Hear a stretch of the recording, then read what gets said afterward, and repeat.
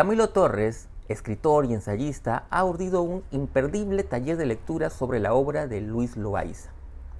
Luis Loayza es un escritor de culto cuya obra cada vez viene siendo más reconocida y más leída. De hecho, hace algunos años se publicó su obra reunida bajo el sello del Fondo Editorial de la Universidad Ricardo Palma en 2 volúmenes, uno que reunía sus relatos y un segundo volumen con sus ensayos. El taller que ha preparado Camilo arranca este 1 de marzo, miércoles, y se realizará en 6 sesiones todos los días miércoles por la noche. Y justamente sobre este interesantísimo taller conversé con Camilo hace unos días y quiero compartir con ustedes dicha conversación. Pero antes quiero agradecer a la Librería Sur, quienes gentilmente nos han cedido el espacio para dicha conversación. La Librería Sur, como saben, la pueden encontrar en la avenida Pardo y Aliaga 683 San Isidro y por supuesto seguirla a través de sus redes sociales como Facebook e Instagram.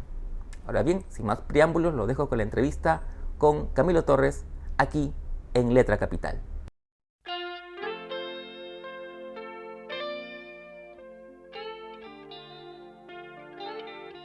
Hola Camilo, ¿cómo estás? Primero que nada, gracias por tu tiempo y por permitirnos esta charla sobre, o a propósito de un taller de lectura que vas a dictar sobre Luis Loayza, el estupendo y recordado escritor peruano.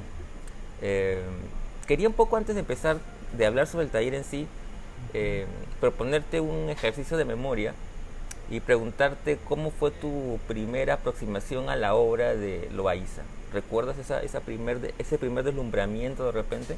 Sí. Buenas tardes, muchas gracias por la invitación.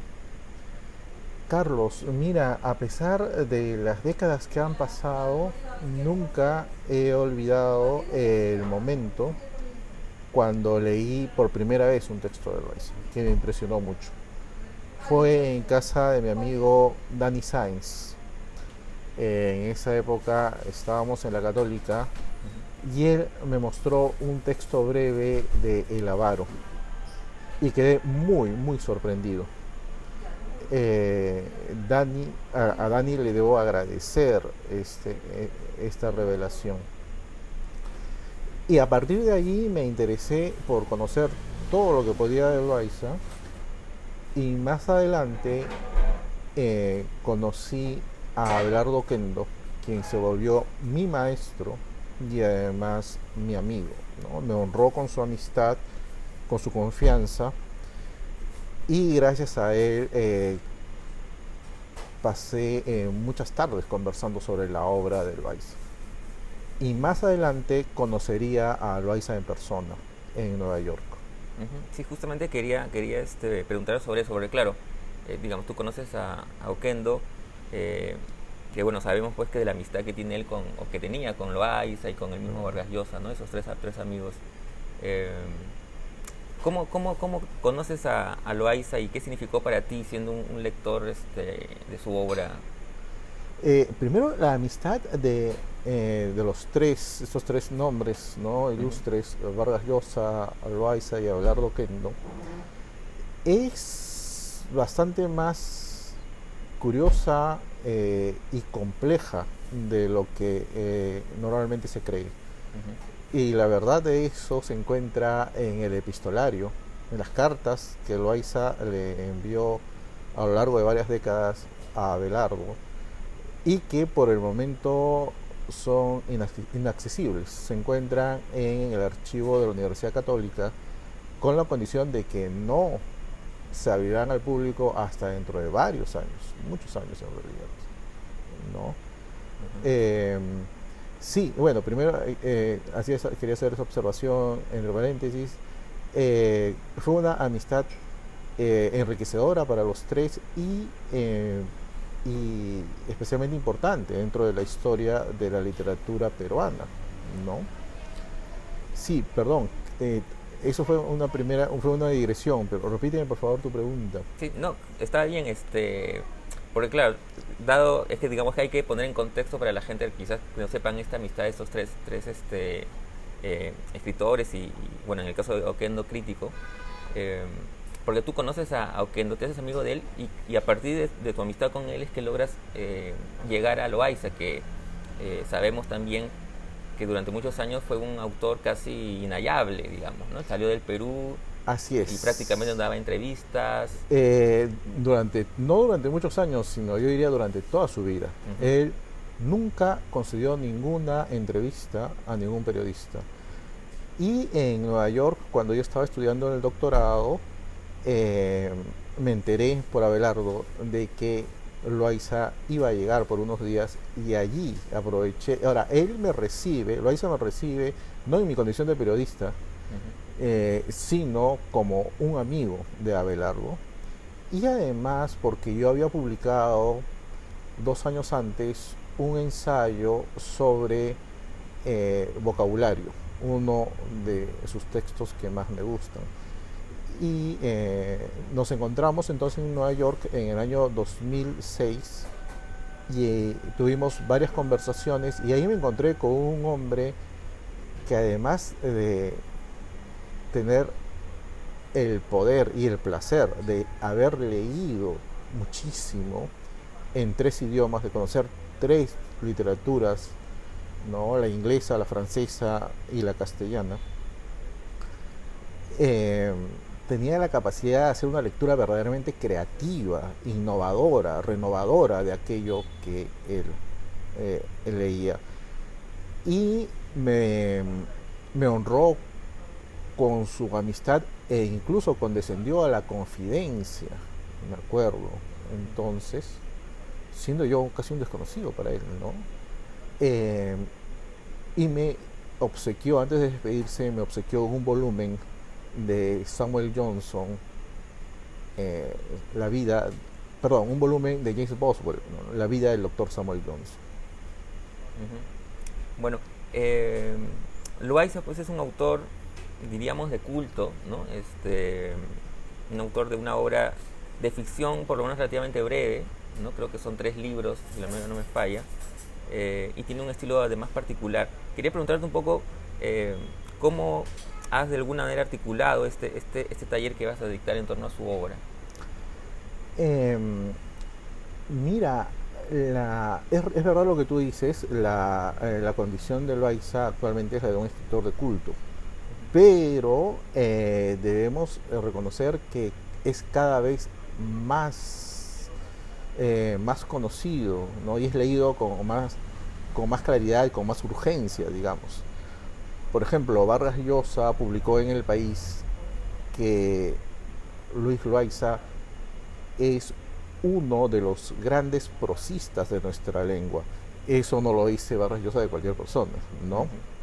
Eh, Otro ejemplo, acá tengo una antología de Loaiza hecha por el Fondo de Cultura Económica, y acá tenemos el juicio de Adolfo Castañón, quien dice: el nombre de Luis Loaiza puede pronunciarse como una contraseña para identificar a los adeptos a la inteligencia literaria. Entonces, cabe señalar también que la obra ensayística de Loaiza no es menos fascinante y menos creativa que su obra de ficción. Él tiene, como sabemos, un volumen de microrrelatos, El Avaro, que se complementan con otros microrrelatos que no aparecieron en las sucesivas ediciones, que aparecieron en la edición de sus obras completas, de la cual yo me hice cargo en el año 2010. Sí, que aparecieron, si no me equivoco, 2 volúmenes, ¿verdad? Apareció en 2 volúmenes, así es, uno dedicado a los relatos Ujú. con apéndices y otro dedicado a los ensayos. Respecto al de los relatos, está dividido en 3 partes, como tú muy bien has señalado, son 3 los libros, pero acá tengo una pequeña primicia, y es que cuando, eh, cuando tocó editar su novela Una piel de serpiente, Ujú. Loaiza inesperadamente se mostró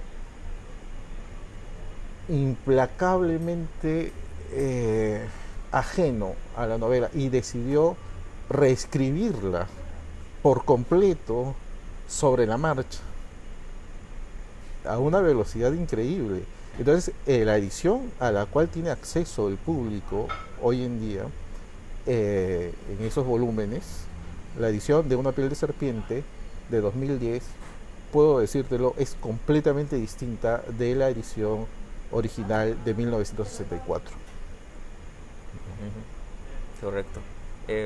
Y volviendo un poco al taller que vas a dictar, digamos, va a ser un taller donde va a incluir también obviamente la parte ensayística de Loaiza. Así es, en los ensayos de Loaiza aparecen sus temas fundamentales, igual que en la narrativa, ¿no? Aparecen de una manera muy discreta, pero allí vemos, por ejemplo, el gran tema de la soledad. Loaiza fue un hombre que siempre se sintió radicalmente ajeno al mundo. ¿Ya? Abelardo Oquendo escribió en su prefacio a El Avaro que en su obra encontramos lento pero continuo desencanto y, sin embargo, el placer de vivir y el placer de decir el placer de vivir y todo lo contrario. Fin de cita. Entonces ahí tienes todos esos temas. Por un lado, la soledad, el desencanto, y por otro lado, el placer de decirlo, de encontrar la mejor manera de decirlo con el arte de las palabras.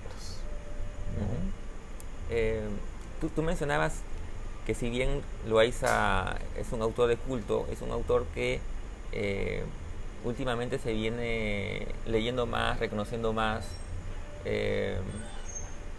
y quizás lo que viene ahora es también nuevas ediciones, ¿verdad?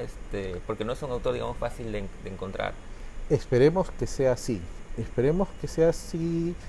y que estas nuevas ediciones lleguen a un mayor número de lectores, porque Loaiza, contrariamente de lo que puede pensar alguien que no lo ha leído, es un autor bastante accesible y además bastante amable. Entonces, una vez que uno empieza a leerlo, encuentra que con sus libros ocurre lo mismo que con los libros de Borges, y es que nos llevan como un agujero de gusano a una serie de universos de otros autores. Entonces, a través de Loaiza tú puedes llegar a Nathaniel Hawthorne, puedes llegar a Robert Louis Stevenson, puedes llegar a Thomas de Quincey, a Arthur Machen. A los cuatro él los tradujo. Pero también puedes llegar a la literatura francesa, a Marcel Jouot, por ejemplo, entre varios otros, ¿no? Y Loaiza nos permite apreciar los recursos del idioma en el arte de la escritura. Recuerdo que en el canto 26 del Purgatorio, el canto donde las almas están purgando el pecado de la lujuria, Dante se encuentra con el alma de quien fuera su maestro literario, aunque no lo conoció en vida, Guido Guinizelli. Y entonces lo llena de elogios, le expresa su cariño, su admiración, ¿no? La pasión por su obra. Y Guinizelli, con modestia, lo corrige y le dice y señala a otro poeta, no menos lujurioso, y que también está ahí limpiándose del pecado en esa cornisa del purgatorio, y dice, señalándolo, dice: fu miglior fabbro del parlar materno, fue el mejor orfebre de la lengua materna, y se refiere nada menos que a Arnaud Daniel. De ahí Dante va a hablar con Arnaud Daniel, y Arnaud Daniel le va a decir, va a responder en un terceto, y le va a responder: yo soy Arnaud, el que llora y va cantando. Es muy bella la respuesta de Arnaud Daniel. Y bueno, el tema del mejor orfebre de la lengua materna lo va a retomar Eliot, como recuerdas, en la dedicatoria de La Tierra Baldía a Ezra Pound, ¿no? Cuando lo denomina Il Miglior Fabbro. Sí. Bueno, de eso se trata, de la orfebrería, la seria y profunda orfebrería de un creador de la lengua. Ese fue el destino que eligió Luis Loayza para felicidad de todos nosotros, ¿no? Ahora, mencionabas que Loayza es un autor, digamos, asequible. En ese sentido, tú, a un lector que no conoce a Loayza, ¿por dónde le recomendarías empezar? Es una muy buena pregunta. Yo le recomendaría empezar por El Avaro, que reúne microrrelatos publicados en forma de libro en 1955. Si tenemos en cuenta que Loayza había nacido en 1934, entonces veremos con sorpresa que el autor recién tiene 21 años cuando publica eso. Ahora hay que tener en cuenta además que no significa que los haya escrito ese año, él los escribió unos años antes.